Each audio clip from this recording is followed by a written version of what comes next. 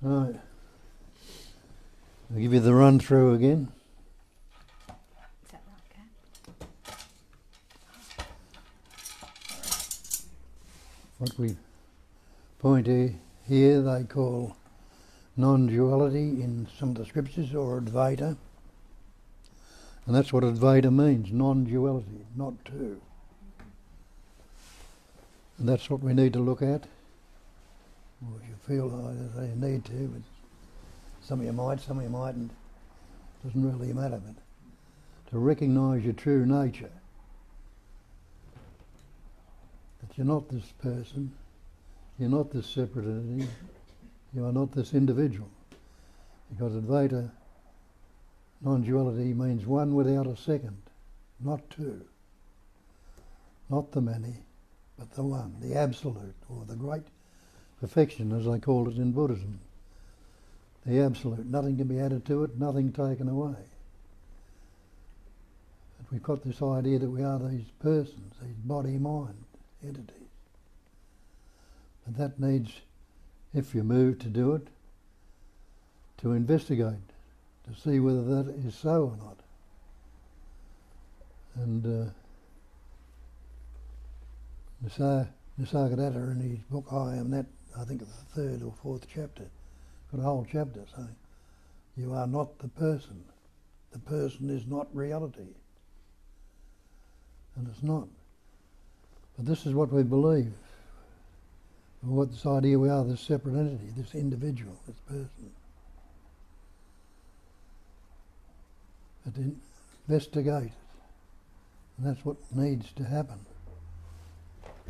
And they say the false cannot stand up to investigation. Because if you see through the false as false, what must you be left with? It's opposite, the truth. And that's the great call. Know the truth will set you free. And the only thing to be free from is this belief that we are this separate entity, this person, this ego, this individual.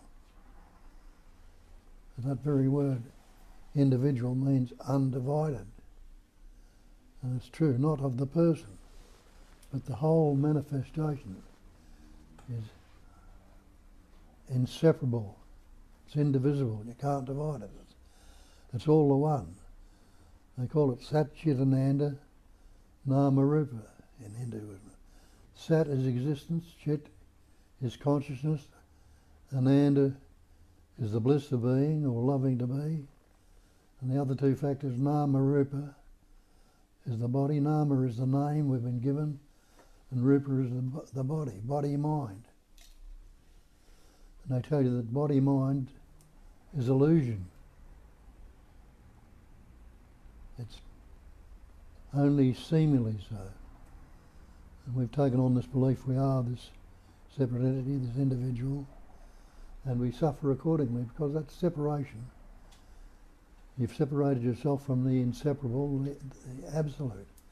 You know, if you know the absolute, have a look at that. You can't add anything to it.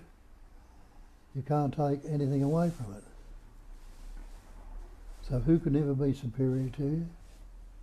Who can ever be inferior to you? And what would you want from the other person? So it takes away a lot of the problems that we're having. We think we're inferior to a lot of people and superior to others. We'll take the stance in whichever way it is. We'll be subjugated, or we'll bully, or do whatever it was.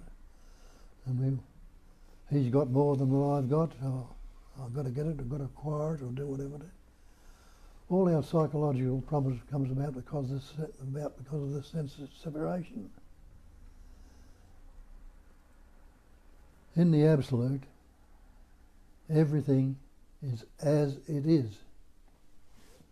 Absolutely one without a second. When did it all start? Well, for us, as so-called human beings, it began after we were born. About two and a half, we picked up words. Before that time, you had no words. And so you can't remember your birth. But people say, I remember my birth and remember past lives and all this thing. When you look into it, it's all, couldn't possibly be so. Because it's all the one essence, patterning, shaping and forming, experiencing, expressing it as everything. So where did you begin? And you'll say, I was born. But can anyone actually remember your birth?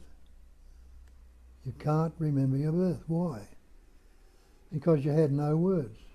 So how could you remember it without the word? If you ask yourself what is wrong with right now, if you don't think about it, what can you say without a thought? Can't say anything. So without the word, there was still the hearing, tasting, touching, smelling and thinking, but no label to put on it. Like the animals, the birds, the insects, they've got no words.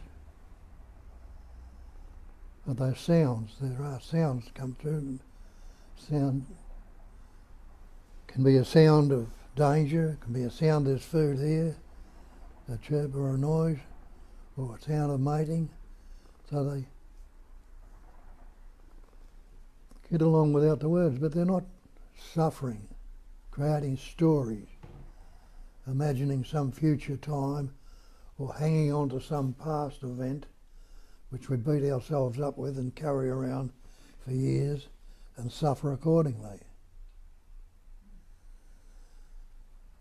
It's living in the moment, a spontaneous living which is happening with each and every one of us here right now. You take it, you're thinking about that next breath you're going to take? You're not. Or you're thinking about beating your heart? You're not. All these things are going on. You don't have to think about them. And how did you come about? Well, Nisargadatta tells you there is only life. There is nobody who lives a life. Life lives on life, and out of life, more life comes. When you look at that, you see it's so, because you came from the life of your parents, didn't you?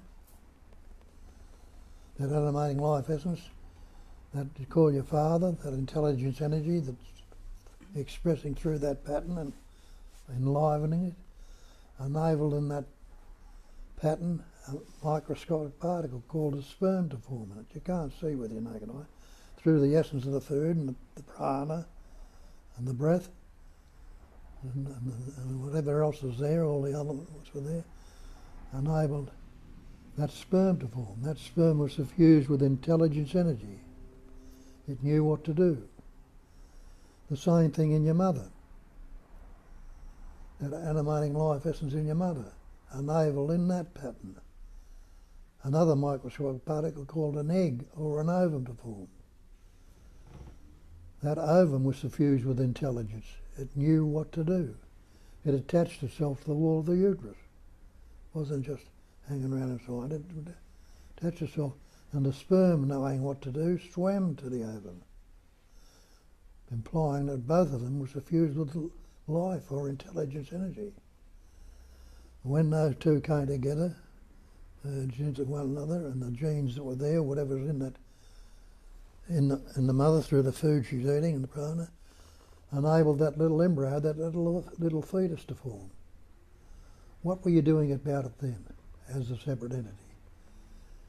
You say, I'm going to do this tomorrow, or do that, or will be coming. You couldn't say anything because you didn't have any words. And you grew for a few months or a year or so, and the capacity of reasoning developed, because there's a capacity that's in us, and it grows with the body, and it grows, a capacity of reasoning.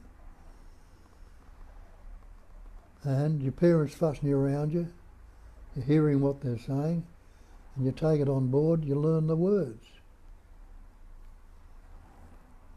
Parents tell you little Johnny, or your little Jean, or you say, oh, I am little Johnny, or I am Jean. You learn that word I am. And what is that word I am? Which I'll say the I amness. I am is the sense of presence. Not the thought or the word. But you're aware of being present right now. You're aware of being alive and present. Isn't that a fact? Before there is any words there, you were aware of that. Now that's what Satchitananda is. And they put it, existence, consciousness, bliss. You are existing right now. You are conscious right now. You're not unaware right now. You are aware right now. And you're happy to be. Just a natural, spontaneous and effortless livingness. The pure being. But with the capacity of reasoning, the parents fussing around us, they'd learnt words, so they start speaking words and we pick it up. And the very first word we learn, when your parents tell you little Johnny or little Jane, and somebody asks you who you are, I am Jane, or I am Johnny. So instead of being the absolute, they now put this conceptual image, this limiting factor, the body, mind, on ourselves. But are you this body? Are you this mind? These things need to be investigated. And innately you know you're not, because don't you say my body, my mind? Don't you say my house, my car, my shirt, my coat? And you know you're not the house, the car, the shirt or the coat. So if you look at it, maybe you're not the body either. And when you investigate and have a look, you'll realise you're not the body. Someone at the door.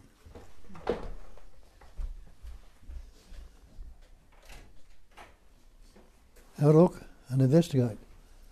What's this body made up of? Really, this body made up of elements. Air, earth, fire, water, space.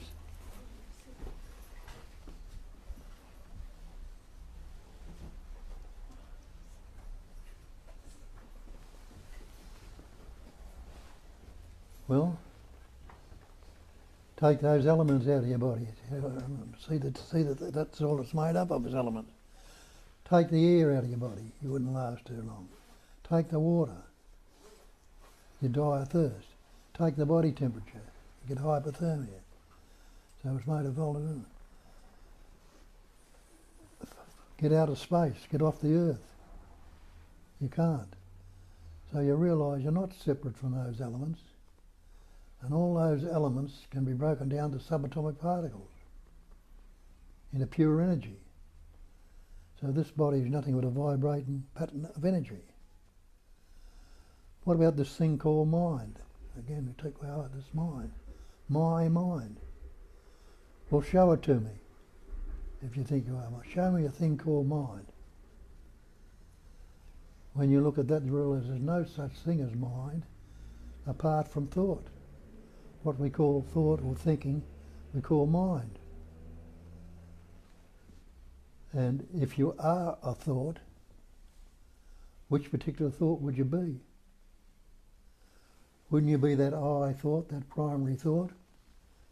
And if you were a thought, you'd be frightened of going to sleep at night, because the thought goes when you go to sleep. And it'll be the end of you. But you'll gladly go to sleep, so innately you already know you're not the thought, you're not the word. And the thought's made up of words, concepts, ideas, images. What's word? Sound. What's sound? Noise or word comes out as word. What's word? A vibration.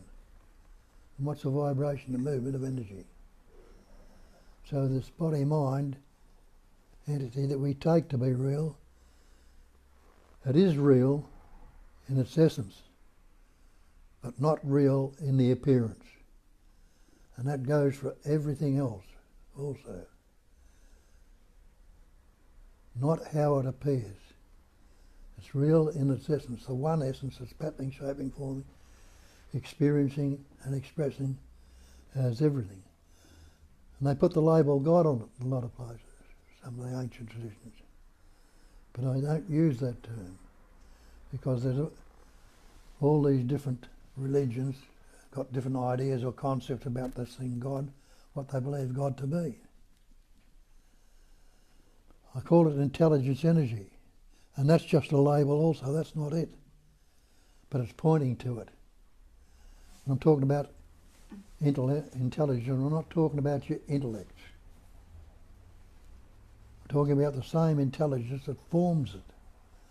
That forms the heart, the lungs, the kidneys, the brain, the hair, the fingernails and it. Doesn't that imply that that body is suffused with an innate intelligence, just like all the other things in the manifestation? And they call it a phenomenal manifestation. And the definition of phenomena is that which appears to be. So it all appears to be real, but look into it, it's not. And where does it all appear? Well, where are you and I appearing right now? Aren't we in space? Can you grasp that space? Can you part it? If you look into it, can you find a centre to it anywhere? Can you find a boundary to it where it ends? You can't. So it's timeless, it's spaceless, bodiless and mindless, it's got no boundaries, no circumference. But can you postulate or think of anything at all that should be outside of space? There's nothing you could think of. What could you think it would be in? You'd have to think it comes back to space. So that's what I call it, a space-like awareness. This awareness is like space. It is space. Now you can't tell me what awareness is, but you know for certain that you are not unaware. You know you are existing right now. You know you are conscious. You're not unconscious or unaware. And you're happy to be. You don't want to be dead right now. So you are already that. And what's distorting it or making it unhappy is all these words, labels we put on it. I am Bob the Australian, a good fellow, not so good. This happened to me, that happened to me. All words, stories. And the words are not the real. Take the word water. Try and drink it if you can. Take the word fire. Burn yourself with the word. Swim in the word water. Burn yourself with the word fire. Cook with it. Eat yourself. What's this word me or I? It's not, the word is not what you are. It's a sense of presence. People, Nisargadatta says, stay with the I amness. And people think, oh, this is a mantra, I've got to stay with it. I am, and that will get me there. But the I am is the sense of presence. There's not one of you who is not unaware right now or not present. So you're already that. And that sense of presence expresses through the mind as the thought I am. And then when we add that thought to it, look at all the other words we add to it. I'm Bob, the Australian, a good fellow, I like this, I don't like that. They're doing this to me, or I hate it. Put all these concepts or words on it and beat ourselves up with the word. And the word's not the real. That word, I or me, become what we call the ego. But ego is a fiction. It doesn't exist. So any of the words or labels, you've got to put yourself, the Buddha called it a cognizing emptiness. An emptiness that has the capacity of cognizing. We think we have that capacity of cognizing, but it is the emptiness itself, the life essence in you. Because he pointed out that emptiness is form. And all this manifestation is forms, pattern, shapes and forms. He turned it around and said that forms can be nothing other than the empty. Though they're all appearing as real, they're all nothing but that emptiness, that space-like awareness. It vibrates and the world appears. In Hinduism they call it Shiva Shakti. Shiva is the static aspect, the one reality, the Atman self, the one self, not a personal self. And Shakti vibrates or dances and the world appears. And that's all that this manifestation is, a vibrating pattern of energy. And we take the pattern, shapes and forms to be real and suffer accordingly with that sense of separation that comes about. And then I tell you that also in the scriptures when they say it's a phenomenal manifestation. The definition of phenomena is that which appears to be. So you and I and everything else in this manifestation is appearing in it. But it all can be broken down into that pure intelligence energy, a vibration. As I say, this body is a vibration, a movement of energy, vibrating into this pattern. And that shows you that there is an amazing and a wondrous intelligence suffusing it. All the organs in that body, the brains, the nerves, the sinews and everything else, the same as it is in the rest of the world. It's an amazing and wondrous intelligence, not your intellect. Intellects are words we learn, but then intelligence is knowing. You're knowing right now. Not knowing this or knowing that, but just the pure knowing. With this and that are words we put on it to discriminate it. You're being right now, and you're loving to be right now. That's the Satchidananda, being, knowing, and loving to be. And that's intelligence. Intelligence is happening right now as an activity. It's going on right now, spontaneously, naturally. Any activity is a movement of energy. Now that's where the term intelligence energy comes from. The activity of knowing.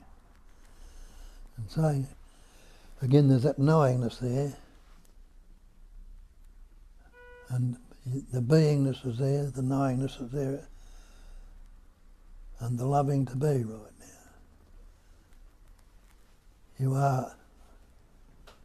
No, that knowing translates as a thought, I am. And then that thought becomes what? Well, I'm Bob, the Australian, I'm the good fella and all. We put the story on it then. The label. And all these concepts. Instead of seeing the pure beingness, the pure I amness, and let it express and function and pattern as self, we got the story. And you hear people come here saying, oh yes, I saw it, but I lost it. How can you lose it if it's the one? Because you'll tell them, you see immediately when they lose it, can lose sight of it, the story comes up and says, so and so, but. As soon as the but comes into it, you've started another story. If you've stopped it, if you pause the thought for a while and looking at it, and then the but will come in. If you were a smoker, what did you do with your butts? You threw them away. Well, throw the butt away when it comes up in your mind, too. Just keep throwing it away. Detach from it. It's attachment that is the cause of it, because we attach all these words, concepts, and somebody says something to you that you don't like, and you'll carry it on for weeks and years and suffer according to it. Instead of leaving it as it is and letting it go. We separate it with the word, which is not the thing. You look in a mirror and what do you see? You see an image in the mirror. And Nisargadatta tells you that nothing can trouble you except your own imagination. Now you see this image in the mirror. What is it? What's the image in the mirror? Isn't it a reflection or an image? Now, there's a mirror in the end of the room. Have a look. See what you see in it. There's a lot of reflections and a lot of images. And you go up to that mirror and try and grab an image out of it, or a reflection out of it. You can't. But you can't say it's not there. Look at it. It's there all right. But you can't say it is there, because there's nothing you can latch onto. When you realise that this essence, this life that you are, is like that image in the mirror. You can't say it's not. but you can't say it is. It relies on everything else. It's not one thing that can isolate itself and be on its own. It relies on everything else. It's what do they call it? Something like that. So all the images are there, appearing to be real, and we take them to be real, but a little bit of investigation, you'll see that they are not as they appear to be. That's why they tell you the false cannot stand up to investigation. And it can't. And you've investigated a lot of things in your life, and you'll see they haven't stood up to it. Go down to the ocean, I'll see you get me a bucket of blue water out of the sea, you say, don't be an idiot. Because you know the sea water is not blue, water is not blue, but you turn away from it, it appears to be blue. So but knowing the truth about it, you're free of the belief. And no matter how many times you go down it, you can be amazed and wonder at the beautiful blueness of it, but you know the truth of it. It's not going to take you in. Like when people stood on the shore years ago and looked out where the sea and the sky met. They're told, don't go out there, you'll fall off the edge of the earth. And they were afraid to leave, go out away from it too. Who'd do it? Who'd be afraid of it today? Nobody, because you know the truth. Go up in the plains. Does the blue sky come in the ports of the plane when you're up 30 or 40,000 feet? No, because the sky is not blue either. This is space. Space is sky. This is space in this room. Where's the blueness? See a rainbow in the sky? Those colours appear to be there, but there's no colours in the sky at all. They're only appearing. I've got a crystal in the window over here. When the sun turns around, it comes around to the west, it shines through that crystal, and the light on the wall, it breaks up into lights on the wall, hundreds of little lights, different colours. Go back and try and grab one off the wall, I can't because they're not there. Go over to the crystal and have a look and see if there's any light showing in the crystal. There's not, it's clear. So when you investigate yourself along these lines and see that that believed in person is not the reality, it never was and never will be, and realise that thoughts arise. Because what's your next thought going to be? You do not know. But you'll say, a thought will come up, and you'll say, I think this thought. And as soon as you say, I think this thought, what have you done? You've formed a thinker. The conceptual image you have about yourself. Me, Bob the Australian, now thinks it's thinking. Thinking this thought, whatever the thought was that arose. So now we've got thinker and thought, subject, object. Isn't that duality? Subject, object. And isn't that what our problem is? Dualistic problem. So we've started it immediately. We've learnt the words. And have a look at that. Can there be a thinker without thinking? There cannot be a thinker without thinking. And can there be the thought without thinking? There can't be. So this subject-object duality begins with thinker and thought, subject-object. But there's only thinking.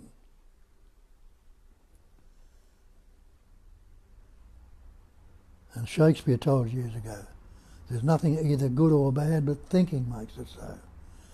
And thinking is a vibration. It's bound to vibrate into the opposites and see it. It's past, it's future, pleasant, painful, happy, sad, loving, hating. It's all a vibration.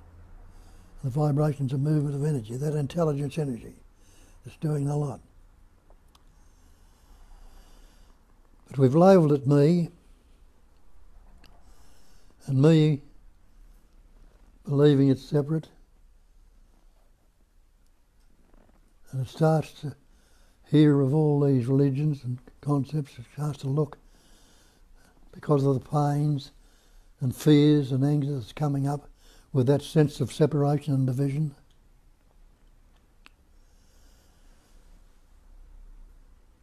And start looking to try and read some of these scriptures. The scriptures came about for people years ago.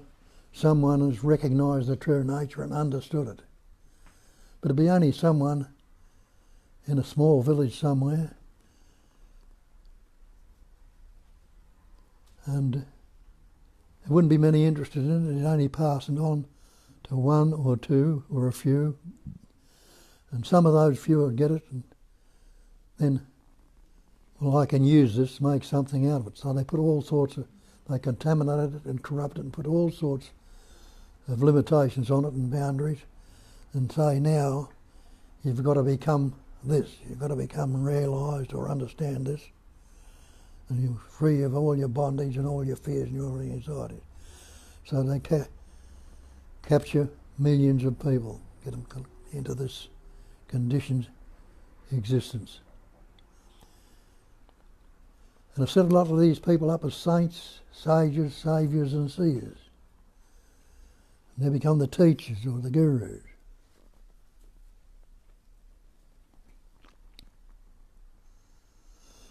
And worship them as such.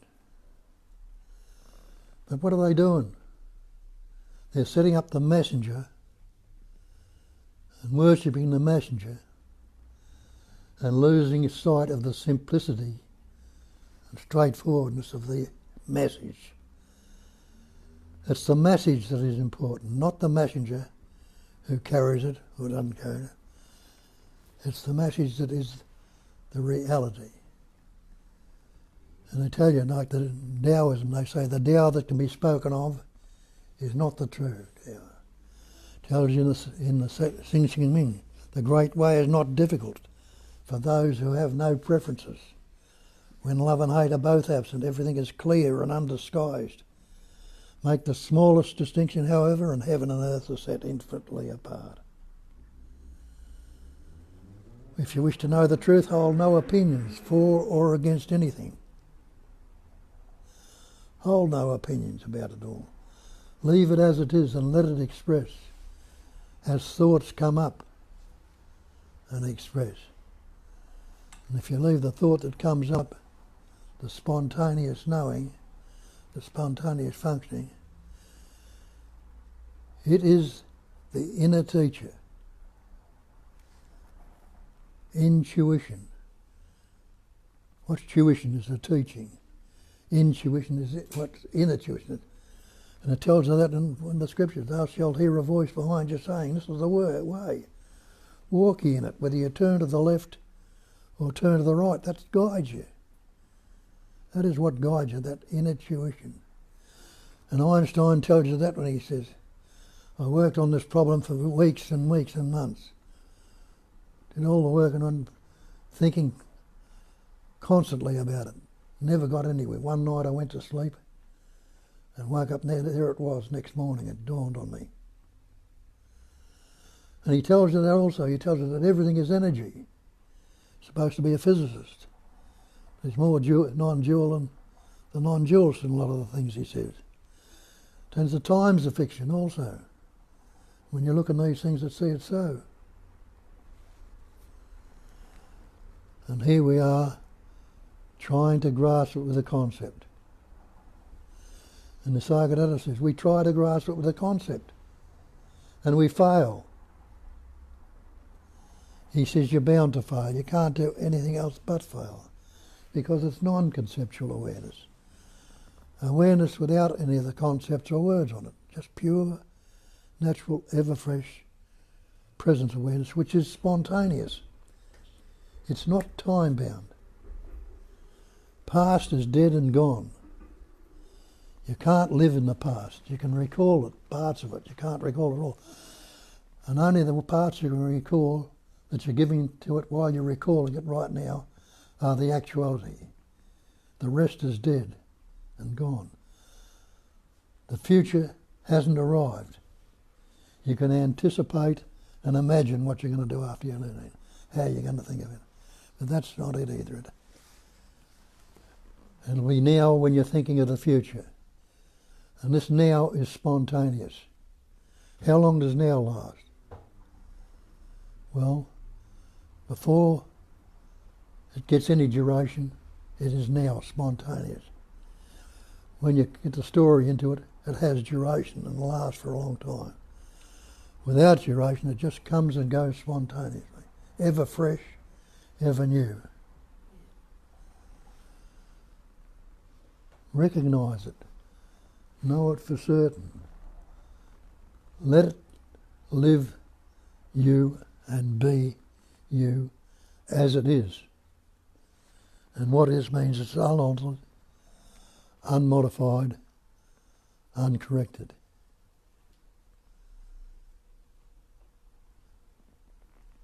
There's a certainty here of knowing that it is so. And it expresses through this pattern right now, and it expresses through this pattern in all the other ways too. There was concern, there was fear, there was anger, there was all the conceptual images that came up. But recognised for what they are, they lose their sting. Become like a fangless tiger.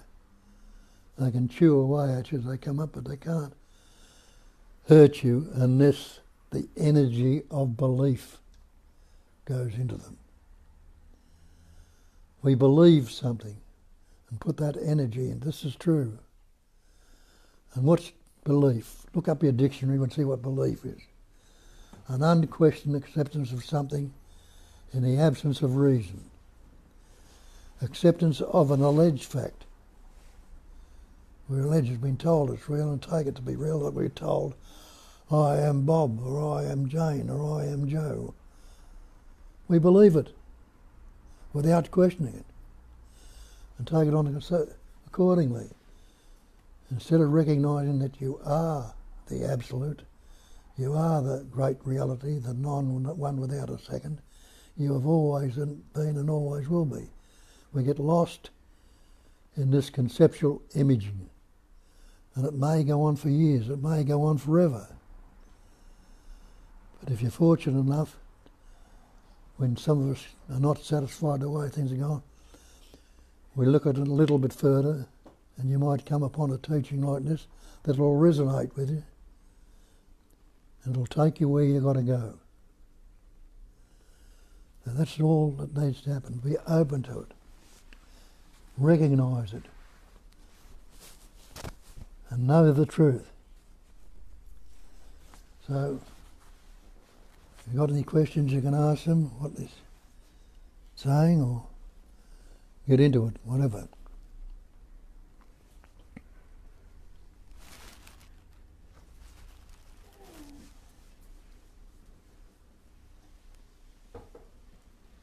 We have no questions from the online community, so it has to be you guys. Oh. How can anybody have any questions? Okay, question. Sorry. Julia. That was a comment, not a question. Any other comments? We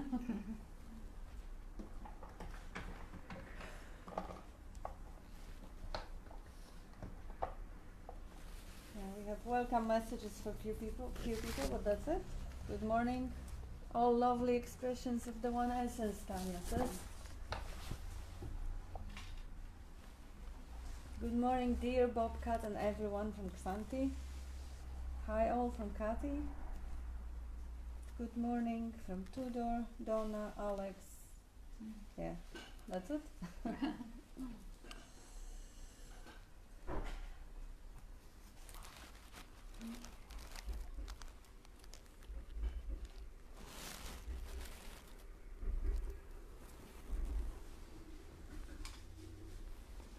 So basically, Bob, you could say that... Can you grab the mic?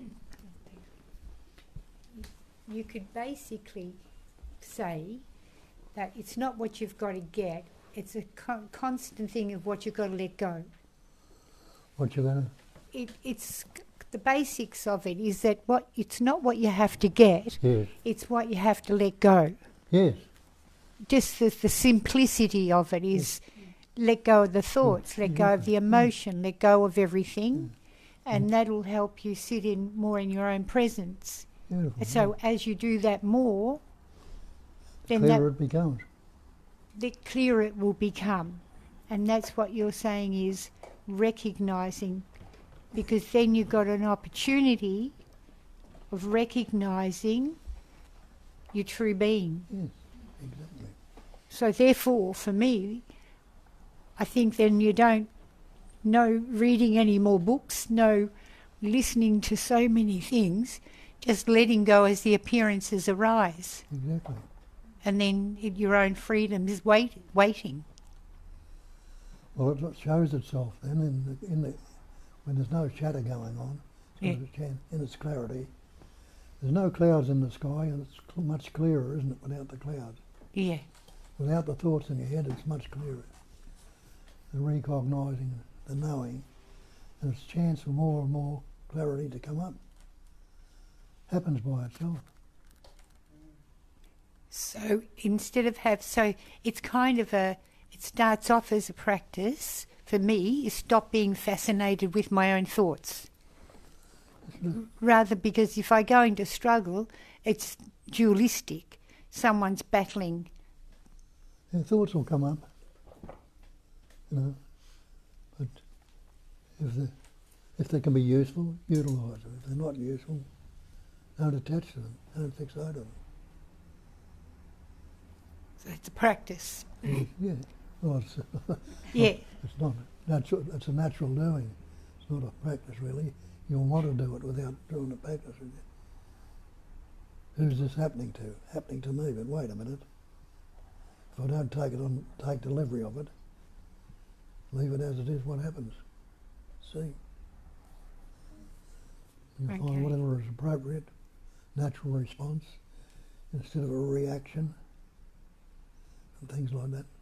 Life lives on life. Out of life, more life comes. And you are the life. So you have to become aware of the mechanisms. Are you unaware right now? Yeah. What are you talking about becoming aware? Yeah. So See, that's a trap. So I'm aware right now, obviously, because I'm alive. Without that, I wouldn't be aware. Yeah. But however, because I've had habitual tendencies from 2 up to now to recognise and being able to let them go, it's actually letting go of habits. Yeah. Well, that habit that I was doing this was that needs to go also. Who's the I? Right. Right. So it's happening. Habitual tendency. That's it. Habits can be broken.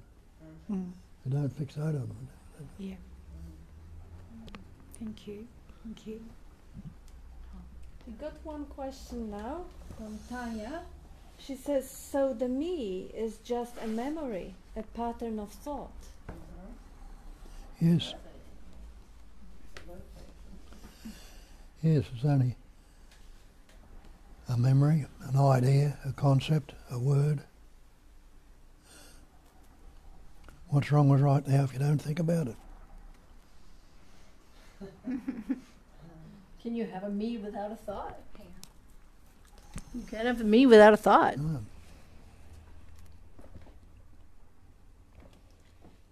But the sense of presence will be there. Yeah. Yeah.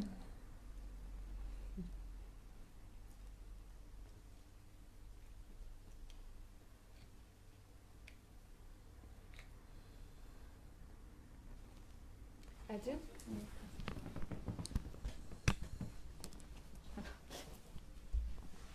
Thanks again, Bob. I love the simplicity of this stuff. What came up for me is that it's the emptiness that's doing the cognising. The emptiness is cognising, and I think the trick can sometimes be falling into the me, and I think that it's cognising, or I'm aware, or I'm knowing, and seeing that I that thinks it's aware sort of thing. It can be a real close, tricky one that tries to claim That's the right. awareness. You're quite correct, because that's what the Buddha says. It's a cognising emptiness. Emptiness is forming all these things. Yes. When we think we cognise the emptiness, so we don't.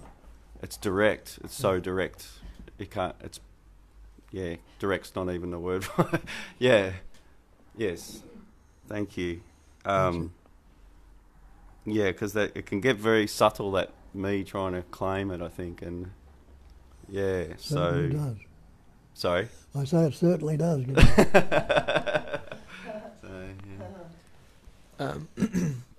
So let's, for example, today or the other days, I recognize that I feel lonely. That's a thought as well, Can isn't you it? speak up a bit? So lately I felt like lonely. So I had that's a thought as well, isn't it? Being alone. The sensation, Yeah. it's becoming the feeling of the sensation. Yeah, feeling. And you put the label on lonely, Yeah. and you think you're isolated and alone, Yeah. and separate. That's a thought, isn't it? Yes. It's not real. The sensation, the feeling becomes not real either. So if you don't put labels on, makes it more real because it's just a sensation. It's just what is. Yeah. Without the label, it's just as it is. And not accepting it. As that it is, unaltered, unmodified, uncorrected, no preference, no partiality, no comparison. Not attaching anything to it. Leave it as it is. Leave it as it is and accepting as it is. Pardon? I think there's something in me that doesn't want to accept it and then put the labels on and see I don't want to have that sensation. You can put labels on, but if you understand the word, label's not the thing. Yeah. If you go into Myers for a shirt and come out with the label, you wouldn't be happy, would you? You want the shirt itself. Yeah. See, the label's only words we put on it. Everything is just as it is without the word. You go to that sensation that we're calling sensation and notice it without a word and just be with it. Sometimes I don't want to. Enjoy the pain Yeah. then. Well, can you then go to what you don't want to, the resistance of that, the not wanting, and just be with that, if that's what's there. You know, if that's what's here. I want to walk away, but I can't. The sensation is still there. Well, but there's now you're labeling it, and you're there, but just stay with the rawness of it, and is it a problem if you don't go into the thoughts about it?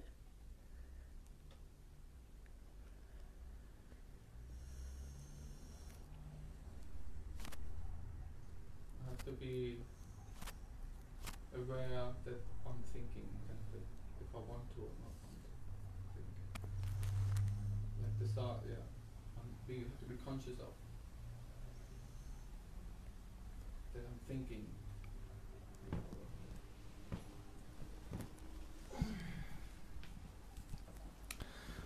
All conflict arises when you fixate on a thought. The biggest thought of all is the thought that you're separate, that you're a me. And then you have the response to that me. Me is lonely. Me, as Bob said, is separate. You know? And so that's where the conflict in you arises.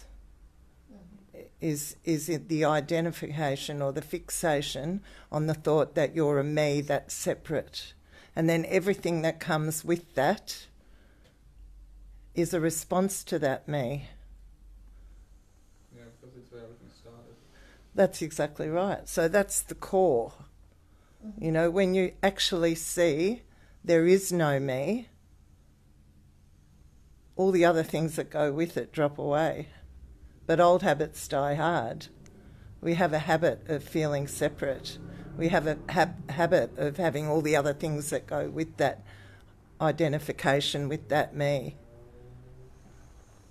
So are you that me? Can you find it? If you sit down, can you find where that me begins and ends?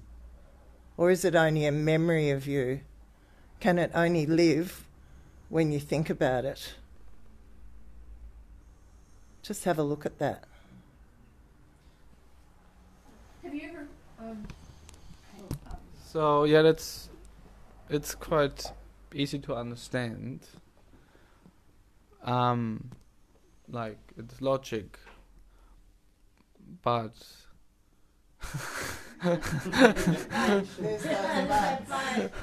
What was, yeah, no, Bob was talking It's- about at the beginning. Yeah. what was that? He said, but. Oh, okay, I recognize it. Hang on a sec. Just in relation to what Joseph's saying, explain to me if this is, I don't like the word correct, but more true. Sometimes feelings arise. Say for Joseph explained, say a feeling of loneliness. He's not sitting there thinking, but old impressionable feelings arise. sensations of feeling. Yeah, sensations. If they arise, they're physical, they're there. Therefore, you don't go into the story of, oh, I don't have people, I don't know where it came from, but rather you see it, you acknowledge it for sure because it's there, and then the process of letting go. Because in the first discussion we have, it's about letting go. So having even a way of seeing it, thanking it, because it is coming up, and why things come up is to be let go. You know, it's to be let go. All sorts of things will come up from the memory bank, not even on fixating on thoughts, but on feelings. So as that feeling comes up, you witness it, you see it, you thank it, and then you just breathe it away. Just give it a technique to help you. Breathe it away, so then you get back more to your own divine self. And even, you know, I have a tendency when the old impressions come up, they just arise, Yeah. and I see it and I thank it because I think, you've come up to help me let you go, and I hand it over to so-called divinity. I don't say, and I hands it over. Ah. It's just breathing it in, thanking it, and then breathing it out. And in time, then you don't get caught in the thought process. And as you clear the way, other things come into you, like Bob said, through intuition. Suddenly, you know, I had it yesterday. Will I, when I go and see Bob? A little voice says, oh no, you can go down but because I've been really trying to understand this intuitively while I'm sitting here, and I'm very glad. So intuitively things will come as you clear, but accept it and thank it and breathe it through. And I say hand it over, but, you know, because it's there. It's not as though it didn't arise. But a thought process, getting too conceptual, you get locked back into it again. So that's what do you understand that, Bob, what I'm saying? Yep. So I kind of work with that, because I And think we need something to help. Yeah, and, bravo for coming out and saying that, it's a horrible feeling. It's actually not your feeling, and what you need is connection, and actually you don't even need that because you are connected. Okay. The other way of looking at it too, look at the word, lonely.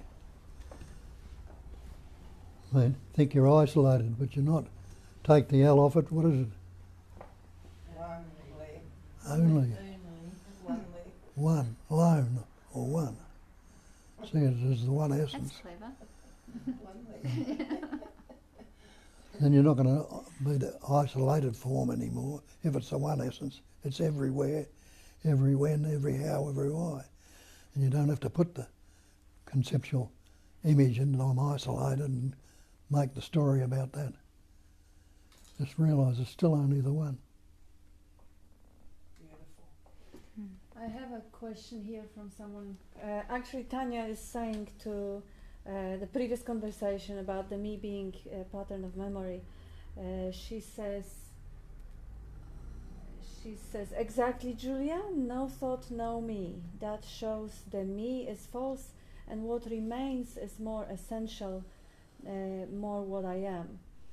And regarding the ideas like labeling feelings, you have the two creatures here permanently in a natural state, never develop the I, one sitting in a chair there, blackened, another one lying here, pesto, they're cats. With a full guts. Guess what happens when the sensation of being lonely comes upon that natural state, abiding presence. So I tell you, Pesto will walk and sit himself on Bob's lap.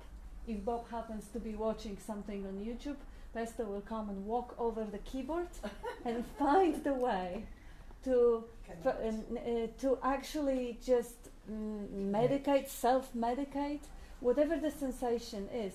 It is an information from the whole system that if there is an action required, there is an impulse to take action. If there is no action required or no action possible, let's say we are not home, and we don't have like cameras, some people do that to watch their cats. But I can tell you what happens, especially with this one, when we are not home and she cannot medicate the loneliness. She'll just keep lying in that chair, sometimes for hours and hours. That are the true teachers. They don't have concepts, oh, what I have to do now. Oh, I have to do this, or I have to do that, because they didn't develop the idea of I that have any power to do anything whatsoever. So they just see what naturally comes up. Let's say sensation came up naturally. Sensation has been recognized naturally. The label to the sensation came up naturally. And then action follows or action doesn't follow. And this is the course of action. Non-doing, because there's no doer, there's no self, there's no separate self who would be able to do anything whatsoever. And now, of course, what you, Maureen, were saying, and other people, letting go is not an action. It is the cessation of action, really. Because active resistance kind of feels like action, even though it also arises naturally. To actually amplify the need for action, perhaps. But recognition, the cognizing emptiness, being that space-like emptiness which is aware of whatever comes through. That's the only thing that's happening. Now, if going to the story also happens and resistance amplifies, that is also just to be recognized and left alone, just left alone. See if it leads to action or if it leads to more of a noticing. Just see what happens. See what life does. Life does the lifing, and see what it is gonna do next. That is that simple. It's not a set of tasks that we all have to possess. It's not a questions that we have to get the answer and then follow religiously. It's really nothing to do. It's just to recognize what is already present. Recognize that even in the presence of tension, there is a part of knowing which is already relaxed. From the relaxed state, you know the tension. Otherwise, there's no knowing tension from tension, because that tension is all there is. How would you even know? So just recognizing there is a part of you which is already in that natural, relaxed state, which is aware of the sensation arising somewhere as tension and label arising with it. And it becomes a fascinating journey of just witnessing a miracle of arising, whether the arising is comfortable or pleasant or not. You are the space-like, cognizing emptiness, just delighting in a show. And there won't be only pleasant sensations. Ask those pestos. This morning, poor Pesto, he climbed over my shoulder and dived down and practically put his head into his bowl of water. They don't like water. It wasn't pleasant. You should see him shaking. And then licking his fur. But that's what life is. There is cold sometimes, and there is hot. There is pleasant, unpleasant. But being free for all of those things to float through, that's joy. Even being free to experience the resistance and labeling and taking credit, all of it, just freely. Just like thinking one of my favorite cat quotes of when I was feeling sad. And she didn't say this, of course, to help me not feel sad, but it really did. I don't know. It was my cat had died. But if you turned away, I can't hear you. I'm sorry. I was saying I was thinking of my favorite cat quote as she was talking, and she didn't say this to make the pain go away or whatever, but I was feeling sad when my cat died, and I mentioned it to this cat, the other cat. It was a kitty cat that died. Okay. And she said, couldn't you be grateful for your sadness? Because without it, you wouldn't know joy. And just right there, like, you don't want to feel the sadness. I didn't want to, but with the just, wow, I wouldn't have joy if I didn't know, wow. And then boom, like gone. The grief, the sadness, just, and all I was just left with just this. Aren't they beautiful? Aren't we lucky to be here? So lucky. Yeah. So lucky. Very lucky. And sadness is love, and loneliness is also love. Yeah, that's right. It's all love. Can't be anything else. Sorry. I want to ask about death. So, when death comes, are we supposed to be happy or sad when death comes? You won't know anything about it. Whose death are you talking about? Yeah. And who No. wants to know? Yeah.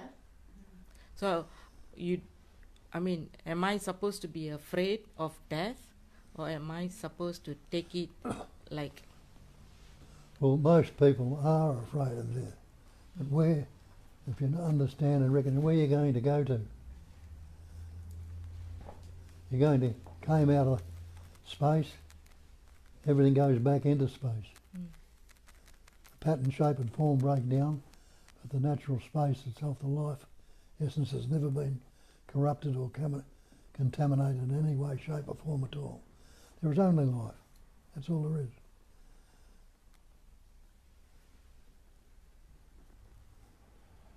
So you don't remember your first breath because you had no words. You won't remember your last one. But the story about it goes on. We can be worrying about it for years beforehand and right up till the very last moment. But the moment I couldn't care less about it. It was only the sense of presence, this high amness that was born. And I can die to that right now. Hard to say if you've got a vested interest in it, but test it out. And that is really the same question that we ask about future. What if I fall sick? What if I lose my money? What if my children will get into trouble? What if tomorrow is going to be raining? What if? This is this is the whole idea of engaging with the narrative, with the thinking, to escape and disengage with the present happening, because you're not dying right now and you're not sick. So the thing is projecting the future.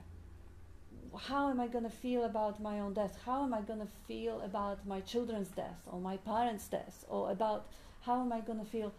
Well, how about let's find out what comes up naturally. Because life is just like this spontaneous unfolding. There may be a moment when the thought of that will cause fear. There will be a moment when the thought of that cause curiosity. But either way, the thought of that is always to take attention away from the thought of this, or from experiencing this, from being alive in the moment. Thinking about what is not happening, dying's not happening, retirement's not happening, the war or fight or whatever is not happening. So thinking about what's not there, instead of really being fully alive in this moment. And I think we also have another couple of comments. One from Xanti. Cats are great gurus. They show us how to relax and just be, isn't it? And memory plus presence, isness. That says Amarnath. And forgetting ourself is death. I am the body-mind idea, dies, nothing more, just like dream. And I'll just add this, there is no need to project fear of dying, because a lot of people are terrified, and that is suffering, that is unnecessary.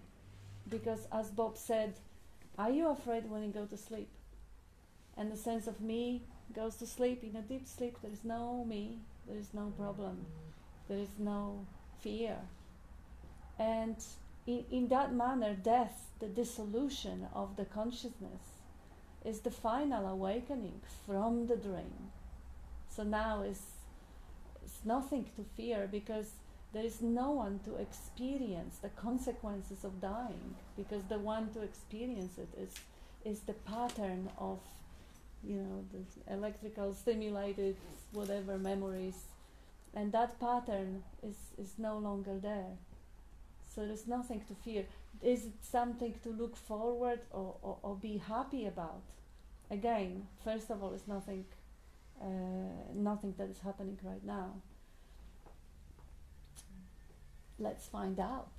I mean, the near-death experiences of people who went through it. You can go first if you like. I may. Who knows? What was that? You first. He said He said you can go first. What did he say? You can go first to Kat. Somebody else will move in here. I have a motorbike, I can do that. Yeah, it's good to just be free about even that, even about that final, so-called final and the most dreaded situation. Just be open and see. Just be curious, like every moment. Because even if you get the answer, even if someone tell you, oh, you should be happy, because people who had 5-ME or DMT, or they had, they went through car accident, or they went through surgery, whatever, and they had a bliss of joining and bliss of dissolution, and there was a bliss beyond all understanding, and they are absolutely certain for the rest of their lives that death is a culmination, like this whole living is a foreplay, and death is an ultimate orgasm. Oh yeah, now you can look forward to it. But that will still be somebody else's story. How true is that, if that is just a story told from one person to another? There's no answer that could be given verbally, and you could adopt it and take it and believe it. Because you will only believe it when you're conscious and when somehow the conditioning resonates with the belief. Well, you can get a couple of coffees and you can get doubts, or you can get drunk and forget. It has no value. Belief, the philosophical concepts in it, no value. They all are to be recognized for what they are, just the clouds in the sky, and discarded, ignored. No answer, no verbal answer could be freeing. Although it may seem like this, if someone tells you that Jesus loves you and you feel better, and in that bubble of believing, it may change the experiencing to more pleasurable, but that's not a freedom, because now you depend on those, you slave to those concepts, and if you forget them, you're back in the misery. So there is no freedom in believing anything. But that's a good question to ask. That's a really good question to ask, because that's, it takes guts, it takes curiosity to even look into that finality, that magnitude. Like, what does it all mean if we all are going to die in 20 years, 50 years, well, definitely in a couple of 100 years? Not even our ancestors may remember. There may be no earth anymore. So what does it mean? Whether I wake up, whether I understand, whether I have the answer. That's it's a good thing to ponder on and reflect on. And that really brings down all that importance given to thinking and philosophies. And it's a good question. Death is the ending of the story, isn't it? Are you a story? Or are you that which is aware of stories? I remember before my dad died, just noticing that as I thought of him, I had descriptions. He was sweet, funny, easygoing, lighthearted, fun to be around, loving and compassionate, kind. And I was thinking about him. And then it occurred to me, all these thoughts that I had were labels and descriptions. That I kind of have him, that's what he was. He was, to me, a description. It was description. But is he that? And then I could see, well, he's not that. And neither am I. Not that. And it was so helpful when he did die. There's a quote that's coming up is, "A coward dies 1,000 deaths, a courageous man only one." I killed him 1,000 times in my head before he died. Like literally, like at least 1,000, because I was always worried, and it was so much harder before he went, because I was constantly in my head about what was going to happen, and it's coming, and then how am I going to deal with it when it happens, and when he goes and all that. When you go, it's fine, much easier. But it was watching him go that was hurt. And when he did go, what helped so much was some questioning. Actually, I met Bob and Kat 2 days before he died. Like, it was the last time I saw him. It was right before, yeah. And when I decided to go, and I just like this story. It's a fun story.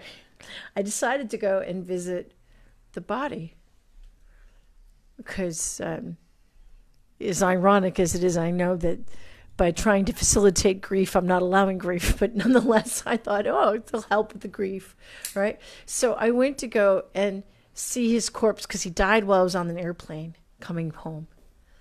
And the first thought in my head, I was telling Zuma earlier today, was now I know why they call them stiffs. That's a word they use for dead bodies, stiff.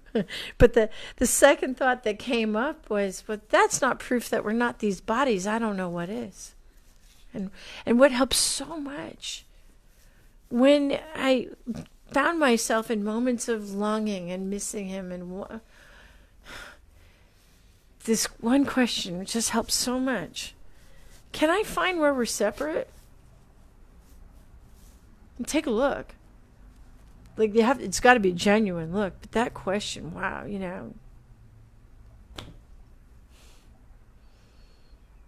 never can. And there he is. Here he is. And here, well, these know him. So, and that death thing, again, this is a belief. I like the belief, this belief. I kind of like this, okay? All right. It was a belief that I heard this one lady said. She said, if anyone knew how beautiful death was, there would never be a death penalty. Okay. Like, how amazing. And I don't know, we hear stories, but I think that what you are never dies because you're life itself. And so the death is just the ending of a story.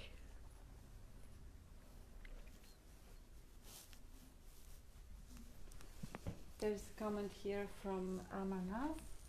No, Primali says first. She says, no, I don't need it. Thank you.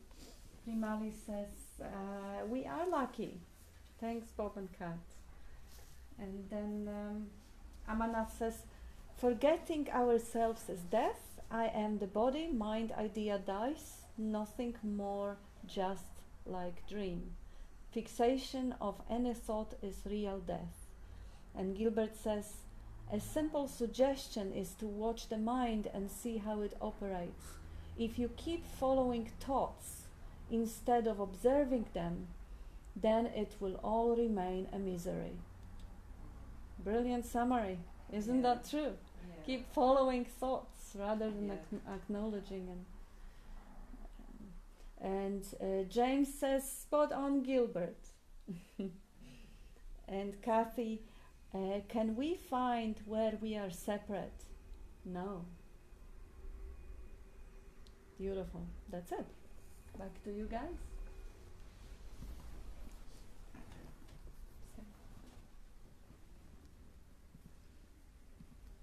For another one.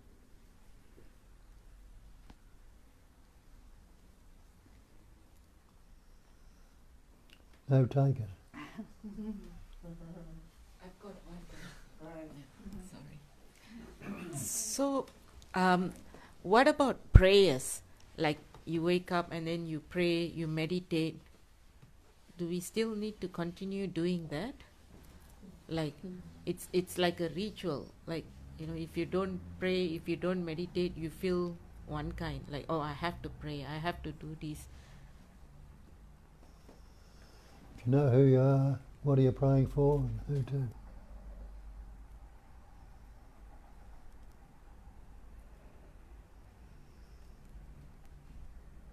So if you know who you are, what are you praying for or who to? Do you get that? Yeah. But isn't prayer often like a not accepting of this? I mean, isn't it? A lot of time I mean, if there's anything to pray for, it would be to let go of the me that can think there's something wrong with this. And there's no me and God. Yeah. There's only one. So How about expressing gratitude in a prayer? Yes. That's how people pray sometimes. Probably the best prayers. Gratitude, Gratitude. yeah, for knowing who you're not. If you want to do that, that's fine. But there's no me and God, because again, that's duality. That's the pairs of opposites. Yeah. It's a hard one. It's a hard nut to crack, but you'll get there.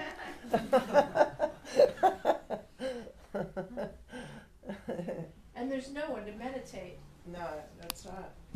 Nobody meditates. I think that's kind of Meditate like on the meditator. Bob yeah. used to say. So who does that? Have a And look at who that's who's, you know, yeah. who thinks it's separate. The meditator thinks they're separate, so they need to get something from it, you know. And Bob says, take away the word supreme, take away the word human. What have you got? You've just got being. So there's no supreme being and there's no human being. There's only beingness or being. So knowing that, why would you need to pray to something? You know what I mean? And I'll just add the disclaimer, because this doesn't mean that it is wrong to sing a song, for example. Some people get up in the morning and their morning ritual is to sing under the shower. It is as harmless as praying to God, give me this, give me that, or thank you for this, thank you for that. Singing under the running water, or doing morning stretch. Some people sit and meditate, other people do yoga. There is absolutely nothing wrong with, again, having that attitude of curiosity, or as Gilbert says, watching the mind, see what naturally, spontaneously arising. The prayer may be arising, the meditation may be arising. There's nothing wrong with that. The idea that we have to do that has a lot of presumptions behind. Now, if I have to do that, I'll force my children to do that for their own good. And now, if I have to do that, it means there is an I that is obliged to some external agency that I do it for, or some goal that I do it for. So those all, this whole storyline about I have to meditate to become enlightened. First there is an I, then there is some sort of an obligation, meaning I am the doer and I have to do what I need to do. And then there is enlightenment, which is not right here, right now, because if it was, I wouldn't have to do that. So it is somewhere else than here, and sometime else than now. There is no other time than here and now. So there is an imagination of the future and the action. And all that storyline basically completely defeats the purpose of sitting beautifully in the peaceful, joyous quietness of the heart and experiencing life as it comes, because that is what is the spontaneous non-meditation, the spontaneous natural state in which you see the cats there. Well, maybe that's meditation. Yeah, too. yeah, absolutely. Yeah. You can call it whatever label you like. Yeah. You can call it, yeah. Yeah. But see the difference, the agenda versus it's the content you're talking about. Yeah. It's the content you're talking about, and you know, when we talk about meditation, like in this room, we're not actually talking about the content. But if you're talking about the content of it, and the content of it is just being, that's a good thing to do. It's not that you can do it. It's moving. Try to stop it. Okay, forget the words. Okay, I need to use words, Kat. Yeah. But it's a good thing to do in the sense that it's getting away from the duality of this and that and thinking. Yeah, of course.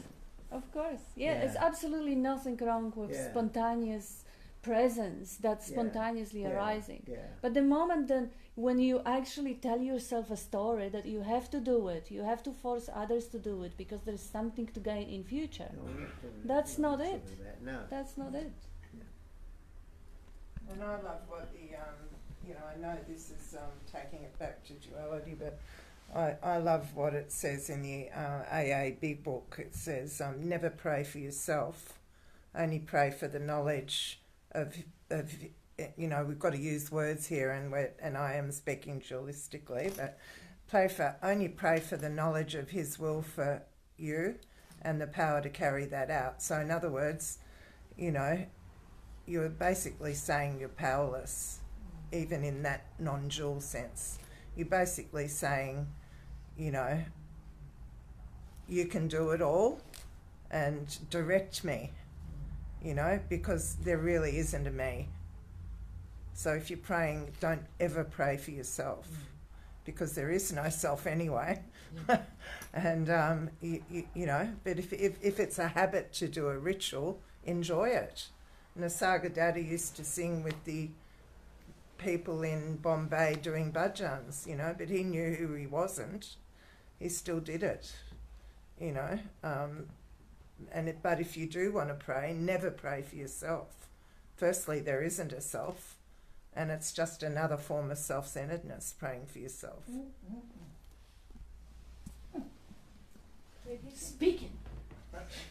Isn't it like, excuse me, Bob says, or you say, Kat, both say, life's doing you. Yeah. Life's doing you. So whatever happens, if you're praying, if you're meditating, or whichever direction you're going, life's doing it for you. And maybe that's, I started by meditating. When in younger years I was all over the shop, emotionally all over the shop. And luckily I came across meditation and I liked it, be still and know that I am God. So it helped me sit in the stillness and observe, just observe the thoughts that I was having, just observe them. So that process helped me develop a bit of a choice. I don't have to go there.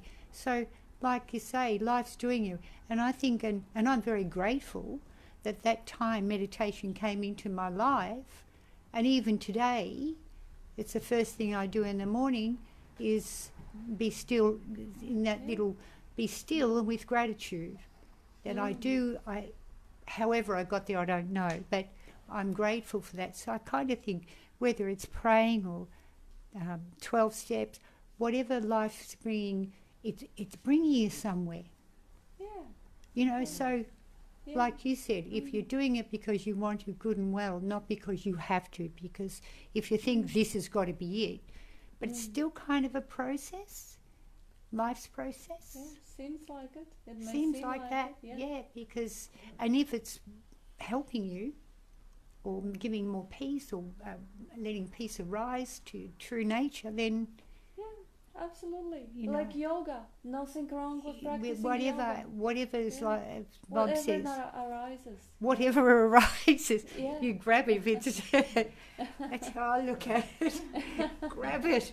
Another part in the big book I love is help me from being selfish, self-seeking and frightened, you know, because basically, you know, that brings to attention again that anything arises is about the self.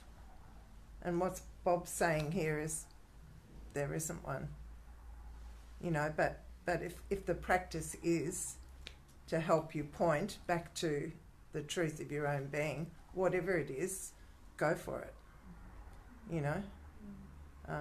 I think whatever works for you, not that there is a you in reality, but whatever the pattern is that makes you, you know, relax into that beingness that you are, which is all you are, go for it. But in actual fact, you don't have to do anything, in actual fact. And I'll just add that fantastic byproducts of practicing meditation. It's not going to make you become enlightened, because there's no you to become and there's no enlightenment per se. But meditation is such a wonderful skill to have that even if you were to force it on your children, like you force on your children to go to school, well, that would be also what life does. I mean, I'm tempted. Look, even actually the concentration of focus, training a little bit of that attention to be more still, that's invaluable. They are fantastic healing that happens within the body. Fantastic byproducts of the meditation. It's just the story which gives you false promises and keep you in future. That is what is unnecessary, because that creates suffering. That creates the self-evaluation. Now the sitting happened, and now I compare it. Oh, did I get it? Did I get there? Did I improve? Am I closer to this? Or, you know, that all stuff defeats the purpose of simple exercises, the different ways of meditating. Or like Cole was saying, rather than having an exercise of attention, or exercise of concentration or focus, just be with absolute silence, nothing there. That's beautiful. That's absolutely gorgeous. It's happening always underneath that layer of narrative. But even the techniques like Vipassana, or techniques like, there is plenty of different options, mantra meditations, they all have fantastic results. Like when you learn skills, you know, you learn cooking, that's a fantastic skill to have. Or creative writing, or painting, or exercising, they all wonderful skills to have. It's absolutely nothing wrong in doing anything. And as it often happens, as you say, Maureen, it helped you a lot in different phases and different moments in your life. It did me as well, and it did Bob. Life has put it on our path, and who knows, perhaps it did contribute to the ease of focusing, or precision of articulating. Who knows? We don't have the parallel universe in which that part didn't happen. The only thing is, do you have to? And I love what you said, Jane, with the prayer, you know, because naturally the way we start as seekers is from that dualistic perspective of me and the Supreme. And now I want to be one with the Supreme. So if I really do want to be one with the Supreme knows that, obviously, but I may not. So I can pray really to make myself know and remind myself that longing for the Supreme, and ask what the Supreme wants. Not, oh, God, give me $1 million. No, God, give me whatever you want for me. That's just such a beautiful, natural way of twisting the dualistic mind approach into a surrender in love. That is so beautiful. I loved it. And Thank I love you. the, if you don't mind me indulging my love of the AA program a bit more, Yeah. is the third step prayer. I mean, it says it all. God, I offer myself to thee to take with me and build with me as thy wilt. Please relieve me of this bondage of self that I may better do thy will. Take away my difficulties so victory over them may bear witness to those I may help of thy power, thy love and thy way of life. May I do thy will always. What a gorgeous prayer. Oh, it's beautiful. It's just beautiful. So it's basically, I'm nothing. Yeah. I'm no thing. That's basically what that is. So I see it as I am no thing. Yeah, relieve me from bondage of self. Beautiful. I just wanted to mention something before we say goodbye. Oh, yeah, right. That some of you may notice that you came here an hour a little bit late. It's because Australians just changed our clocks. So if you're in the United States and maybe watching this, tomorrow Bob's going to have his Zoom meeting. Just remember to come an hour earlier because we just changed our clocks, and that'll happen again next month. The time will change for the meeting when you change your clocks. That's it. Thank you. Yeah. Thank you. So I have one last Still be comment. 9:30, yeah. What? 9:30 here, yes, but in America. It'll stay there. Our time will still be 9:30, but there it's going to change. They're going to have to figure out a different time. And in England, the clocks are going to do something in October. Yeah, the next one will More be the proof other that one. time's an illusion if we can change it, huh? I have last comment before we go. Amarnath says, I attending to I attending to personalities, things and thoughts. Which option we give in a second option, also first option is hidden too. That's the fun. And that's it for the comments, and thank you everyone. Thank you. Thank you.